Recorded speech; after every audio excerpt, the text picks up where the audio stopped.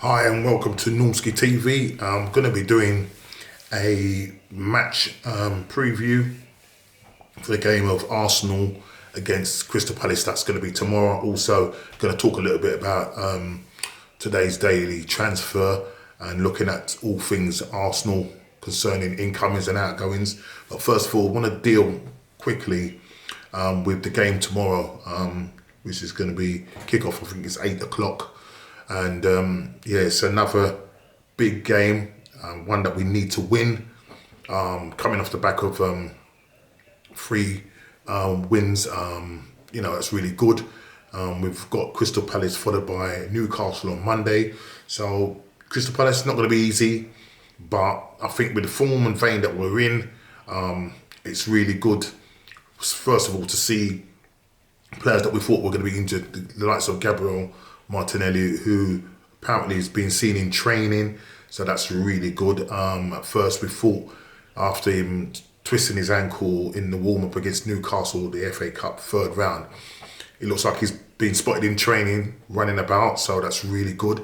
Whether he will get a start, that's another thing, but the fact that he's back in training, the likelihood is that he might be on the bench. So obviously, going with my predicted lineup, I'd obviously like to see him start, but the chances are Aubameyang might start in that position. Gabriel Magalhaes, obviously, is back in training, also in contention, and also Thomas Partey as well is back in training as well, and hopefully there will be a place for him, hopefully starting, but again, I think he may well be on the bench. So tomorrow, we've got this game. Crystal Palace are not doing too well themselves. They haven't been performing well in the last few games. I don't think they lost their last game. I can't remember what the score was, but they did lose. This is a chance for Arsenal to, go to the Emirates and deal with these guys. You know what I mean? Obviously, we've got the threat of Zaha. He's one of these guys that always gets a penalty against us or scores. So we've got to definitely watch him. Their goalkeeper, they've got a half-decent goalkeeper. I hope that he doesn't have those moments. I can't remember what team it was, but I think saying that he did pull out some saves, but I think they ended up losing 7-0. So, and that was at their ground. But it's important that we really be up for this game. If we can win this, it'll be 4 games back to back, and it gets us up the table. So in terms of wanting to see the players starting, for my predicted lineup, just looking to see what players are available. As I mentioned, the likes of Gabriel Martinelli is back in training, Magalhaes and Thomas Partey. So these guys are back in training. So he's got a massive group of players to pick from. For me, looking at who I would like to start tomorrow, and the likelihood is that we'll go with this 4-2-3-1 formation, and we'll start first of all with Bernd Leno in goal. I think that this guy in the last few games has played really well, saved us against Newcastle, making that double save against Andy Carroll. So he's got to definitely start in goal.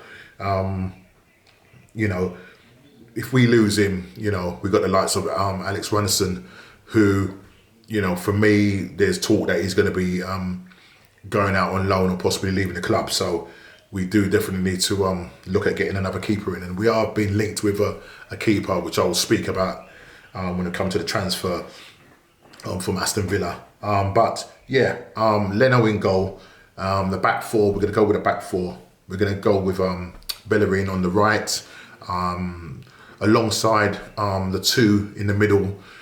Now that Gabriel, I think it'd probably be a bit too soon to bring him back into the starting side. So I think I will go with Holding and Pablo Mari as the two centre-backs, and obviously Kieran Tierney as the left-back. In the middle of the park, again, Granit Xhaka would probably start for me. We're playing at home. Don't want to go too defensive. Maybe try, I would like to see Partey there, but I don't think he's going to end up starting. But you know what? If I'm going to be picking a side, I would go with Granit Xhaka and Thomas Partey in that holding in front of the back four, and then up front, or the three in front of them, on the right hand side we'll go with Saka. Smith Rowe at number 10 role has really been playing really well. And I think he's going to go with Aubameyang down the left. So I'm going to go with Aubameyang down the left because it'll be a bit too soon for Martinelli to come back just after that twisted ankle. So we go with Aubameyang on the left, and then up front Lacazette, who's really been performing well, scoring in the last couple of games or so, and setting up goals for Smith Rowe. So I would start Lacazette as the man up front. I think this is a pretty much strong side. We've got to be on the front foot. Crystal Palace are a team that are organised and are hard to break down. And, what we've got to be careful, they have got pace up front. So we've got to be just careful that we don't get caught out. We've got to move the ball, shift the ball quickly, and not be playing this slow passing out. Got to get it quick, out through the lines, up front, get it to Saka, get it to Smith Rowe, and let these guys do their business. And then hopefully, the likes of Lacazette or Aubameyang, on the end of these. So those are the 11 that I'm going to go with. I'm going to go with a score prediction of 3-1 to the Arsenal. I think we will concede, but that's probably because Zaha is going to manage to manufacture a penalty. So I'm going with a 3-1 win to Arsenal, and hopefully come the review tomorrow, I'll be a happy bunny. I may do a watch along in that game. I'll see how things roll. So just look out for that. If you don't see it, then it ain't going to happen. But I'll have some discussions later to see whether I'm going to go ahead with a watch along in that game. Now let's just talk about some transfers. And first of all, let's talk about Balogun. Now news is coming out that the Arsenal star Balogun signs a pre-contract transfer agreement with Leipzig. Now I don't know how true this is, because I know Fabrizio Romano has come out and said no bid has actually come in. He sent it out in a tweet to say that no bids as yet has come in. He's had quite a few clubs, up to 15 clubs bidding for him, but it's said that he signed a pre-contract, and he can do that now because he's only got 6 months left on his contract. He wants to stay at Arsenal, and Arsenal want him, Arteta wants him, but Arteta's come out and said about his agent. Now, how true that is, I don't know. I'm just hoping he's not trying to ruffle feathers or make a point. I think at this point we need to handle this situation properly. I would like him ahead of Eddie Nketiah for me. I prefer him, even though Eddie Nketiah's got better stats. I just think that all round Balogun to me looks more of a composed striker, composed footballer. So I would rather keep him and get rid of Nketiah. So there's talk, as I said, I just read it here. He goes, Arsenal striker Florian Balogun has agreed to join RB Leipzig, according to reports. Balogun is out of contract at Arsenal at the end of the season, has been frustrated by his lack of game time under Mr. Arteta. The 19-year-old has yet to make his Premier League debut, and I think that's what he's trying to push through, that, if he does sign a contract, that he's going to get some kind of game time. We're not saying that he's going to start, but at least have him on the bench. You've got all these young players that have been promoted up, the likes of Smith Rowe, likes of Willock, likes of Nketiah. Balogun must be looking at this thinking, well, I'm just as good as these players. So maybe that's probably what's the hold up with regards to whether he can get these assurances to start, not to start games, but to be at least on the bench and to be called upon when required. So it says here, Balogun has made 6 appearances for the first team, but is yet to start a match, and obviously most of those have been in the Europa League, where he scored, I think, 2 goals and assists. So we'll see what happens there. But it goes further down. It goes, Mikel Arteta wants the striker to stay at the Emirates and claims that the players' preference is also to do that as well. However, this latest report suggests that Balogun's future will be away from North London. I hope it's not the case, but that's what they're saying. Again, he's allowed to talk to foreign clubs regarding a free transfer come the summer. So we'll see what happens. But at the moment, no bid has actually come in yet for him. But according to them, they're saying that he has come to the Football Insider have said that he's signed a pre-agreement, and an agreement has been reached with the Bundesliga club. I don't know what you think, guys. Put it in the comments. Do you think that we should let Balogun go? Do you think he's someone for the future? I think he's got a lot of potential, but it just seems as I don't think Arsenal are trying hard enough to keep this player. And if I was him, probably I'd be looking to move on. If you're not going to get the assurances, then I'd be looking to move on. I did mention to you about a football keeper that we've been linked with, and this is let's find it. I think this is the one, Tom Eaton. Apparently we've been linked with Tom Eaton, who plays for Aston Villa, who's just coming back from a long-term injury and has obviously got to fight for his place to get Martinez, off the top spot. He was bought from Burnley for 8 million. I think he was their number one keeper. Then obviously when he got injured last summer, Martinez came in and is now sealed his place as the number one by the looks of it. So there's talk that we are interested in. We are looking for a keeper for the foreseeable future, one to back up Leno, and Runnison is not the man. Arteta was asked in one of his press conferences whether Runnison will be going out on loan or sold, and he didn't really make it clear. But they are looking at possibilities. And they are investigating areas concerning that. So there's rumours that we've been linked with this Tom Eaton guy. Whether that's going to happen or not, I don't know. He's just coming back from injury. I don't know whether Aston Villa would want to sell him to us. You just don't know. But he would be a good number 2 if we could get him. But at the moment, we need to do something before the January transfer ends. We have to get in a half-decent keeper, someone from the Premier League. I think there's Romero from Man United who's not getting any game time whatsoever. I think he's third choice, and he's a half-decent keeper. So I don't know. Maybe we could look at him. These are some of the options that are out there, but we definitely need to be getting shot of Runnison and getting in a half-decent keeper. Well, again, let's watch this space and see what happens. There's another, but this player, Mana Solomon, who plays for Shakhtar Donetsk. I think this is one for the summer. We've been linked with the Israeli striker who's really pulling up trees in Shakhtar Donetsk in terms of his goal scoring ratio out there, and he's really doing quite well.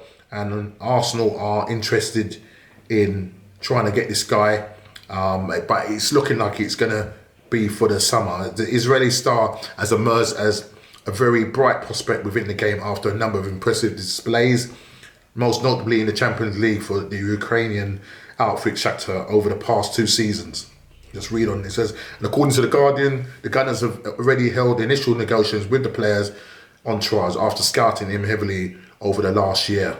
I think there was some other clubs. I think Man City were interested in him, but I don't think that was going to happen here. It says, Mikel Arteta's side may ramp up their pursuit of the 21-year-old during pre-season in the summer as they prepare to launch a bid. Solomon's reputation has skyrocketed in recent times, having scored in both Champions League wins against Real Madrid this season, while also netting away at Man City in 2019. So, he's obviously caught the attention of some top managers. And I don't think that we're going to be able to get him in the January. It looks like he's going to be staying at Shakhtar unless, Arsenal can get some big funds. I don't know what he's worth, but obviously Arsenal would have to look to raise some funds in order to try and get this guy. But I don't think it's going to happen this summer. I think it will this January. I think it will happen in the summer, where we're losing quite a few players off the books in terms of wages. I don't know for Lacazette, will he stay? Will he go? Maybe he's a replacement for him. We'll have to just wait and see. So that's the player that we've been linked with, but that's going to be more like a summer signing if we do manage to get him. Also, Piers Morgan and Harry Redknapp have been sort of they're in agreement about Arsenal, building a team around someone like a Jack Grealish. I would love to have him. But you're talking, this guy is worth 100 million. Arsenal ain't got that kind of money, but it's a sort of player. He's a sort of player that would do well for Arsenal. I'm not saying that Aston Villa are not a good side. In due respect, we are a much bigger side than them, even though they are above us and they have beaten us. But I do believe that he needs to play for a bigger side. I think, Man United, they're the sort of team that are probably going to end up snapping him up. They're going to go spending mad, especially if they win the league, which I just don't want them to at this moment. The way some of the guys have been going on, I just can't take it. But, it would be nice. It's a thought. It is a nice thought to have. But Arsenal ain't got that kind of money to be spending on Jack Grealish. It may be something that we should have done whilst he was playing in the Championship. He is a very good player. Literally ran the show when he played us at the Emirates. But it's the money. It's the money. And unless we get Champions League, win the Europa, or by some mere miracle win the league, it ain't going to happen. It ain't going to happen.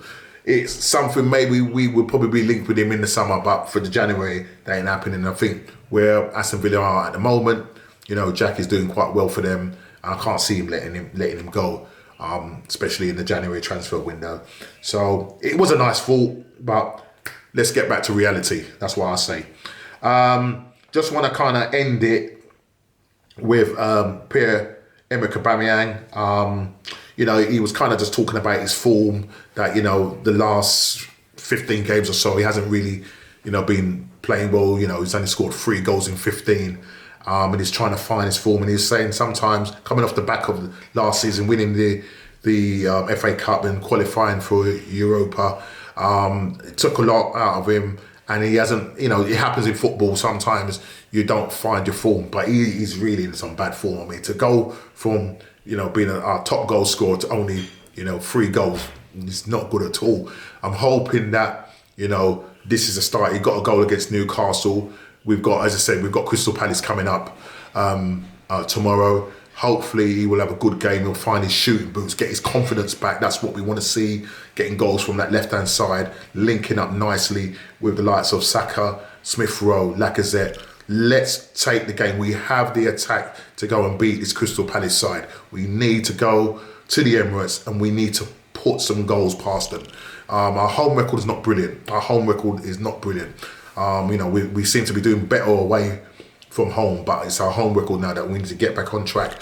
We've got, as I said, Crystal Palace coming up, Newcastle on Monday, and then we've got a couple of tough run of games, where we could possibly play in Southampton back-to-back with the FA Cup draw, where we will end up playing them. Also, Man United on the 30th. So it ain't going to be easy. Man United are flying at the moment. They're top of the league, 3 points clear of Liverpool. Hope Liverpool, I know it sounds crazy, but I hope Liverpool can take them apart and shut them through those Man United fans, take them apart on Sunday and just get back to reality. Do you know what I mean? But listen, you can't take it away from them. They're the team that's in form at the moment in terms of their points ratio, and their winning streak is just unbelievable at this moment.